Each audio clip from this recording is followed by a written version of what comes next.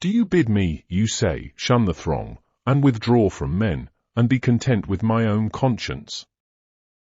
Where are the counsels of your school, which order a man to die in the midst of active work, as to the course which I seem to you to be urging on you now and then? My object in shutting myself up and locking the door is to be able to help a greater number. I never spend a day in idleness. I appropriate even a part of the night for study. I do not allow time for sleep, but yield to it when I must, and when my eyes are wearied with waking and ready to fall shut, I keep them at their task.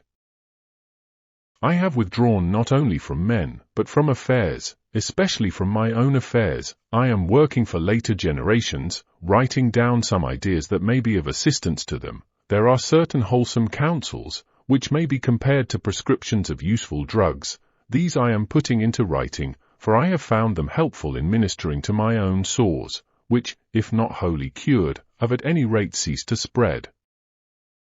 I point other men to the right path, which I have found late in life. When wearied with wandering, I cry out to them, avoid whatever pleases the throng, avoid the gifts of chance, halt before every good which chance brings to you, in a spirit of doubt and fear, for it is the dumb animals and fish that are deceived by tempting hopes. Do you call these things the gifts of fortune? They are snares, and any man among you who wishes to live a life of safety will avoid, to the utmost of his power, these lime twigs of her favour, by which we mortals, most wretched in this respect also, are deceived, for we think that we hold them in our grasp, but they hold us in theirs.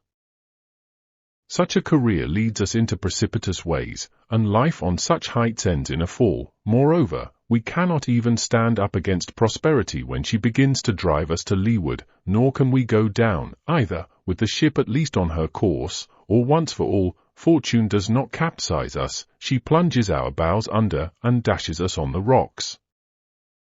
Hold fast, then, to this sound and wholesome rule of life, that you indulge the body only so far as is needful for good health. The body should be treated more rigorously, that it may not be disobedient to the mind. Eat merely to relieve your hunger, drink merely to quench your thirst, dress merely to keep out the cold, house yourself merely as a protection against personal discomfort. It matters little whether the house be built of turf, or of variously coloured imported marble. Understand that a man is sheltered just as well by a thatch as by a roof of gold. Despise everything that useless toil creates as an ornament and an object of beauty, and reflect that nothing except the soul is worthy of wonder, for to the soul, if it be great, naught is great.